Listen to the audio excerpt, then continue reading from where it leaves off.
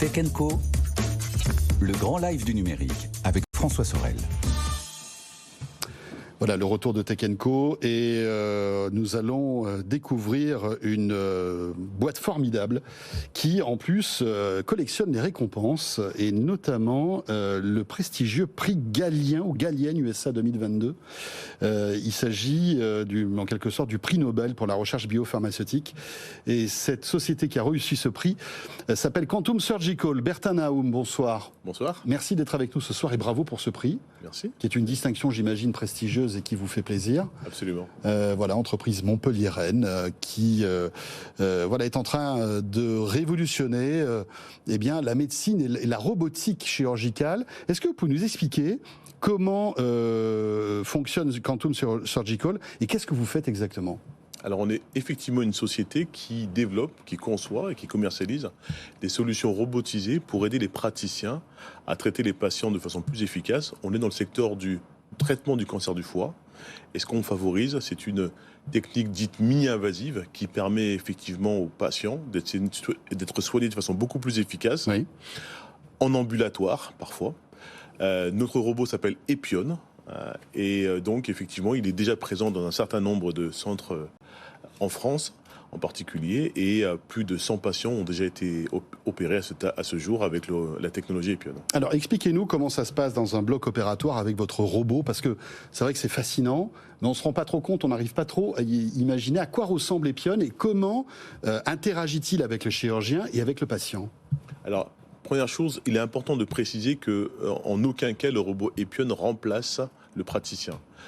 C'est un outil qui est au service du praticien et qui est là pour l'aider à réaliser cet acte qui est extrêmement minutieux, puisqu'il s'agit d'insérer en percutané une aiguille d'ablation et venir cibler donc une tumeur qui peut faire quelques millimètres de diamètre, et le tout sur un patient qui respire et des tissus mous. Et donc c'est là que notre technologie rentre en jeu.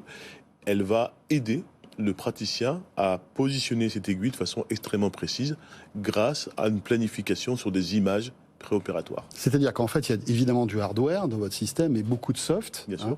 Ce qui est intéressant aussi, c'est que c'est une chirurgie qui est non invasive, comme on dit. C'est-à-dire que, en fait, c'est pas, on n'ouvre pas l'abdomen. Ce sont des petits trous, en fait, c'est ça ? Alors, elle est moins invasive. Elle n'est pas complètement non invasive, mais effectivement, c'est une alternative à la chirurgie, qui est donc un acte qui est, on va dire pour le coup, extrêmement invasif, puisqu'il s'agit d'ouvrir la paroi abdominale. Bien sûr. Dans le cadre du cancer du foie, retirer une partie du foie. Oui, on enlève le foie, on coupe la zone lésée et puis on remet le foie en fait. Alors en fait, le foie est un organe qui se régénère. Oui, d'accord. Donc, du coup, on n'a pas besoin de remettre, mais en tous les cas, c'est un acte qui est normalement extrêmement invasif. Et là, donc l'alternative, qui est ce qu'on appelle l'ablation percutanée, elle consiste à venir brûler localement la tumeur grâce à une aiguille qu'on va insérer de façon percutanée. Et donc, le chirurgien, qu'est-ce qu'il voit en fait ? Il a son aiguille qu'il rentre dans l'abdomen du patient. Il a une espèce d'écran de contrôle où il sait exactement où va arriver l'aiguille, c'est ça ? En fait, l'aiguille est guidée par le robot. En fait, le robot va positionner un guide au travers duquel le praticien va insérer donc l'aiguille pour pouvoir atteindre de façon extrêmement précise. On est à quelle échelle là ? C'est quoi ? C'est de l'ordre du millimètre ? On est dans le millimètre, dans l'ordre du millimètre. Effectivement, on est dans la médecine. On est dans un acte qui est extrêmement précis. Il faut savoir que en général, on vient cibler donc des tumeurs qui font quelques millimètres de diamètre. Donc, bien évidemment, la précision a une dimension extrêmement importante. Quel est l'intérêt de votre technologie par rapport justement à une opération plus traditionnelle ? Ça apporte quoi ? Très simplement. En fait, l'acte que l'on vient de décrire, l'ablation percutanée, c'est un acte dont les bénéfices patients sont absolument indiscutables. C'est d'ailleurs un acte qui est recommandé par toutes les guidelines et donc le bénéfice est très important. Et pourquoi ? Parce que justement, on n'ouvre pas l'abdomen. L'alternative à la chirurgie avec tout, bien sûr, les bénéfices que ça apporte par rapport à la chirurgie. Le problème... On se remet plus vite d'une opération comme ça, absolument. En fait. Elle peut même être faite parfois en ambulatoire. En ambulatoire, d'accord. Le problème, c'est que, en fait, positionner une aiguille de façon percutanée et venir cibler une tumeur de quelques millimètres de diamètre, ça requiert une précision, c'est-à-dire une expérience, un savoir-faire que peu de praticiens maîtrisent. En conséquence de quoi, insuffisamment de patients en bénéficient. D'accord. Nous, on estime qu'il y a moins de 10% des patients éligibles qui bénéficient de ce traitement, parce qu'il y a simplement insuffisamment de praticiens pour pouvoir réaliser cet acte. Et donc la robotique, l'assistance d'une façon générale, est là pour pouvoir standardiser et permettre à beaucoup plus de praticiens, notamment les plus jeunes, les moins expérimentés, de se lancer dans ces actes extrêmement difficiles et donc permettre à plus de patients d'en profiter. Comment on prépare l'opération? Parce que c'est là où la clé de votre système, j'imagine, parce que vous allez scanner en fait l'abdomen. J'imagine bien, évidemment, localiser avec une précision diabolique l'endroit, en tout cas la tumeur. Comment faites-vous ça? Alors effectivement, on est dans ce qu'on appelle les actes guidés par l'image. C'est-à-dire qu'il y a une première étape où le patient va faire une imagerie, scanner, IRM. Et vous récupérez ces données-là? On récupère ces données. On va les transférer sur notre console. Le praticien va pouvoir planifier l'acte de façon très précise, indiquer la cible qu'il ou elle souhaite atteindre, le point d'entrée, par où on veut passer. Et ensuite, ces informations vont être transmises au robot qui, lui, va se charger de positionner physiquement le guide au travers duquel l'aiguille va être insérée. C'est intéressant ce que vous dites. Ça veut dire que le chirurgien, le métier de chirurgien évolue avec ce type d'outil, parce que finalement, c'est lui qui transfère toutes ces données, c'est lui qui a une manipulation informatique pour que voilà, les données d'imagerie aillent dans votre système. Comment ça se passe? Ce que ça veut dire, c'est que la technologie est en train de pénétrer de façon extrêmement importante le bloc opératoire. La chirurgie d'une façon générale et les actes de ce type sont restés et encore parfois aujourd'hui extrêmement artisanaux. C'est-à-dire qu'ils dépendent du praticien, de son expérience, de sa forme du jour.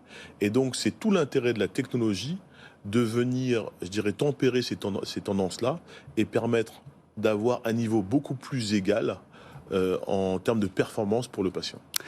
Quand on voit les statistiques du cancer du foie, elles sont terrifiantes. Absolument. Quand même. Hein. Vous pouvez peut-être nous les rappeler, mais le cancer du foie est l'un des plus mortels. C'est ça. Le 3e, je crois. C'est le 3e.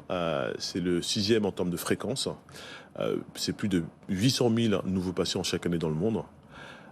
Et donc, malheureusement, c'est un cancer et c'est un fléau qui malheureusement fait beaucoup de victimes. Je reviens encore une fois sur les bénéfices de votre système, parce qu'on a bien compris que le premier bénéfice, c'est, comme c'est moins invasif, on se remet plus vite de l'opération. Tout à fait. Mais cela dit, ça règle pas le problème de la tumeur. C'est plus efficace de soigner, en tout cas d'enlever la tumeur avec votre système, qu'en ouvrant l'abdomen et en la coupant dans le foie. Il y a un aspect qui est très important, c'est que parce qu'on est capable de traiter des tumeurs de taille relativement limitée, on est capable de traiter le cancer à un stade extrêmement prématuré. D'accord. Et cela, ça ouvre effectivement un certain nombre donc, de possibilités. On est dans une situation aujourd'hui où, grâce aux formidables progrès qu'on a fait dans l'imagerie, on est capable de diagnostiquer et de détecter des tumeurs de façon extrêmement précoce. Oui, quasi invisible en quelque sorte. Absolument. Et le problème, c'est qu'ensuite, par contre, au niveau de la médecine et de l'acte à proprement dit, la chirurgie, on n'est pas encore capable de traiter. Et donc, parfois, on est dans cette situation assez, on va dire, étonnante, de devoir attendre que la tumeur grossisse pour pouvoir la retirer. Voilà. D'accord. L'intérêt... Avec l'impact que ça a sur l'organisme, et évidemment, plus une tumeur grossit, moins c'est bon.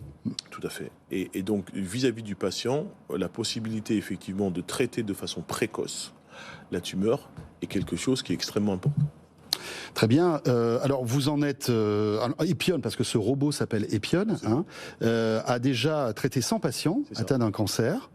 Vous parlez beaucoup de cancer du foie, mais alors, je suis loin d'être un spécialiste, mais est-ce qu'on peut imaginer que ce système puisse fonctionner avec d'autres types de cancers et d'autres types de tumeurs, d'autres organes ? Alors c'est déjà le cas en fait.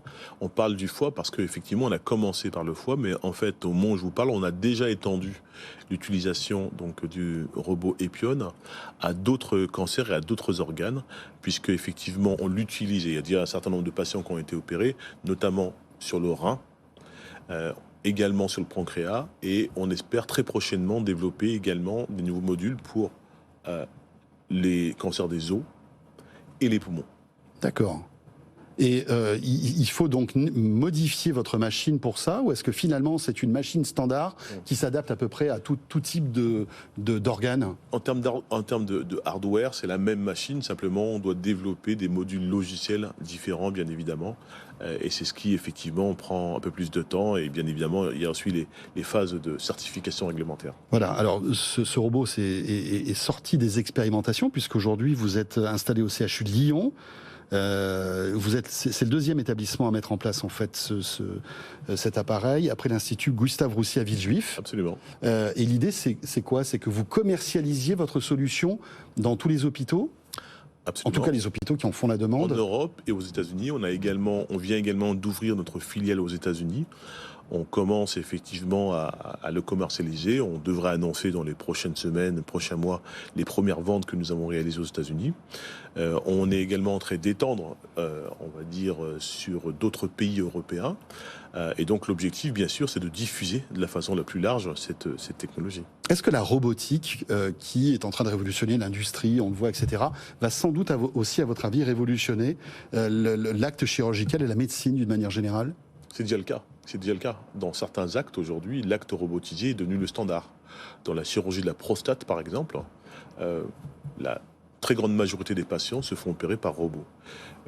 Dans d'autres secteurs, notamment la chirurgie orthopédique, tout ce qui est pose d'implants, la robotique est en train de s'imposer comme un acte standard. Donc on est vraiment dans cette phase-là où en fait la technologie est en train de pénétrer de façon très significative le bloc opératoire. C'est passionnant. Merci beaucoup d'être passé par le plateau de Tech & Co. Et encore bravo donc pour ce robot qui s'appelle l'Epion. Vous êtes le président et cofondateur de Quantum Surgical et vous êtes basé à Montpellier. Absolument. Bertin, merci beaucoup d'être passé nous voir.